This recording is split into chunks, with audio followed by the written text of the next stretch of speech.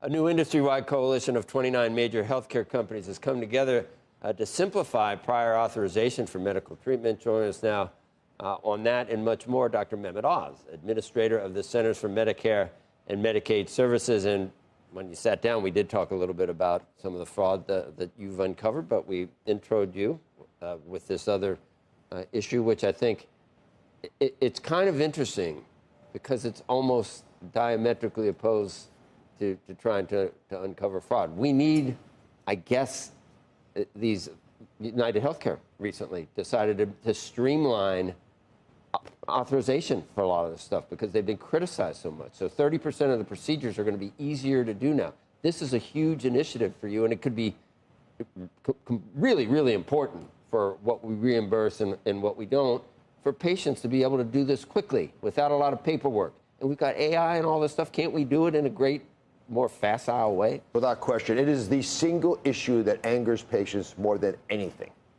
And the reason for that is you're having this precious discussion with your doctor in their office, and doctor says you need to have a biopsy of this to find out if it's cancer. Oh my gosh, I'm scared. I got to take care of this as soon as possible. I want it done yesterday. And then the long arm of insurance reaches in, says, hold on a second, Joe. Wait a minute, hold on. I know you paid your insurance premiums, but before you go any further, we're going to make sure you actually need this procedure done. And it takes you 6 weeks to find out. Even 6 weeks. I mean, for no reason. So we went out. This is a very important principle.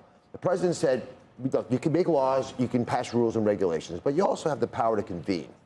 You know, get folks to come together and ask them very directly, will you fix this on your own? If you do, then we're going to keep paying just like we've been paying, and we don't have to make all these other things happen. That can be very uncomfortable. Plus, the power to convene means industry does it on their own. It's a nimble solution. These folks are world experts, and if they do it the right way, it's a better answer for the American people. The reason I said it was sort of almost the opposite of the fraud investigations, if you don't qualify, or if you've got doctors that are, trying to do things that aren't necessary, God forbid that there's physicians that do things like that, you want to make sure that the procedure is necessary and covered by insurance. So, on the one hand, trying to cut down on fraud. On the other hand, you're making it easier for people to get approval for a lot of procedures. Well, prior authorization probably reduces healthcare expenses about 20%. Right. It's a big deal. And it's not just because of fraud. Sometimes doctors don't quite keep up with the times. Their procedures are out of date. They recommend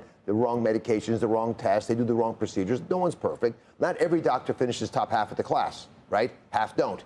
And so you've got to be able to get everyone to function at the highest ability that they have. Prior authorization helps that. What we announced this week, which is important, is we've got all the insurance companies. You mentioned United Healthcare, but the industry in general has cut down prior authorization already in the last year more than 10%.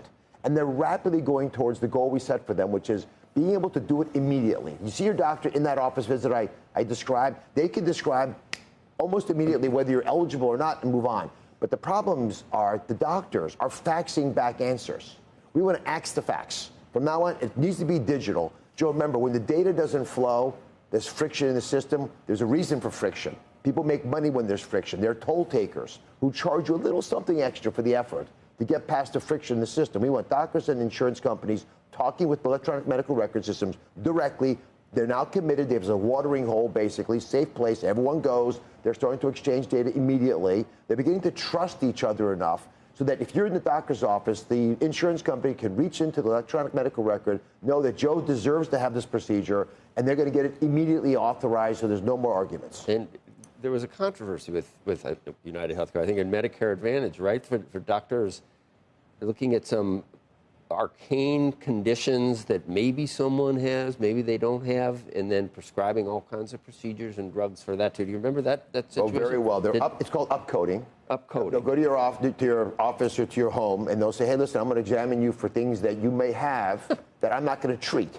Now, in fairness, I do think the insurance industry is well aware of this, and we have not tolerated this at all. They pass it off as preventive, I guess, don't they? You don't even know you have this, but I've got a plan for you to take care of it. That's horrible. Well, it's wrong, and it undermines the system. The idea was if you're taking care of sicker patients, you should get paid a little extra as an insurance company because it's going to cost you more. But this is actually part of a much larger issue in healthcare, which is about the health fraud and abuse. And we think within the Medicare and Medicaid system, it's about $100 billion. Think about that. Put it in context. If we could fix the fraud in Medicare just by itself, we will double the life expectancy of the Medicare of the program itself. Right. So everyone out there who's working their tails off right now, trying to keep up with life, who hopes that one day when they get to 65, they're going to be able to retire safely onto Medicare, we will double the life expectancy if we deal with the fraud, waste, and abuse. So this week, as you probably witnessed, with the vice president, we made a series of large announcements. We're aggressively going after the fraud. There are several examples, but I'm going to just challenge you with a couple. And for the audience at home, just pay attention. This is really cool. Think about this. 1/3 of all the hospices in the entire country are in Los Angeles, not California, just LA.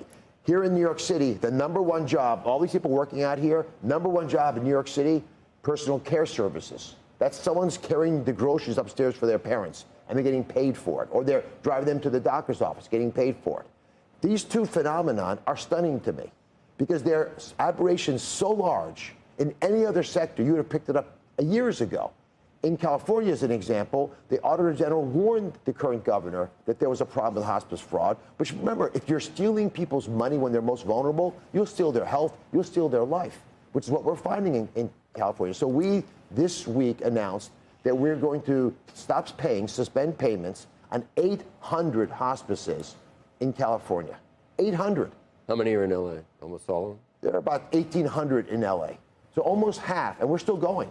And here's the shocking part. Of all those people, just a handful even raised their voice and said, wait a minute, are you sure? Everybody else said, I'm running away. I'm like rats scurrying for the corners trying to get off the sinking ship. They recognize the gig's up.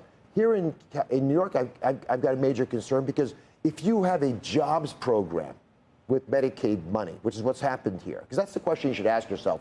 These governors, like, is this really a flaw if there's this kind of fraud, or could it be a feature? Is it possible that we actually are okay with some Medicaid fraud? Because after all, the federal government's paying people to do things normally your family would do for you with no money. Now you're not unemployed, you're getting income, I'm taxing that income for the state, and here's the part that's really bothering me. I've just found out that they're beginning to unionize these personal care services. So the big union here, the service union, 1199, is unionizing these personal care services. It will double the size of the union, and we're concerned about political patronage. Are you really interested in taking care of folks who need help or trying to stay out of the hospital or nursing homes? Or is this a jobs program with a political patronage kicker that can help keep money flowing to the political parties? We cannot allow this to happen. And the president and the vice president who leads the White House Anti-Fraud Task Force aren't going to tolerate it. So you found some similar fraud in my home state of Ohio as well, the same type of thing as Minnesota? Very similar. Again, there's a large Somalian population. The fraud is around Columbus. It's very concerning.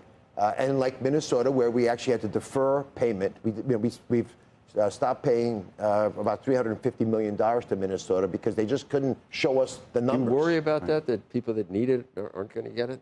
We don't want to hurt the people of Minnesota. We want to make sure that people needing Minnesota are paying attention. Is there a trend underneath, though, about who owns all these places? Because that's a very good question. It turns out there's large organized criminal syndicates that are involved, and they often have foreign connections, so we believe they may be foreign government connections. So we've got Russian mafia in L.A., we've got Chinese mafia. Go to Flushing, Queens, and see what happens. You can't walk through the streets without people telling you, you should probably leave now.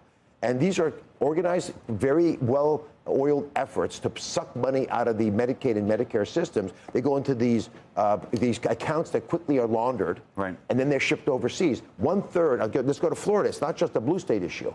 1/3 of all of the durable medical equipment suppliers. They sell wheelchairs, canes, things.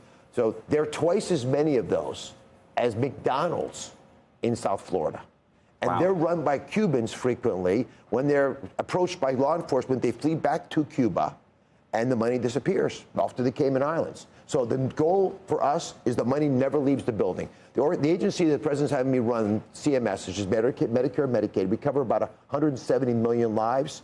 We don't want the money leaving the building. Right. So if you're trying to defraud our programs, and it's unfortunately become easier and easier to do that because there was no real discipline in the prior administration to deal with these program integrity issues, we're going to shut you down.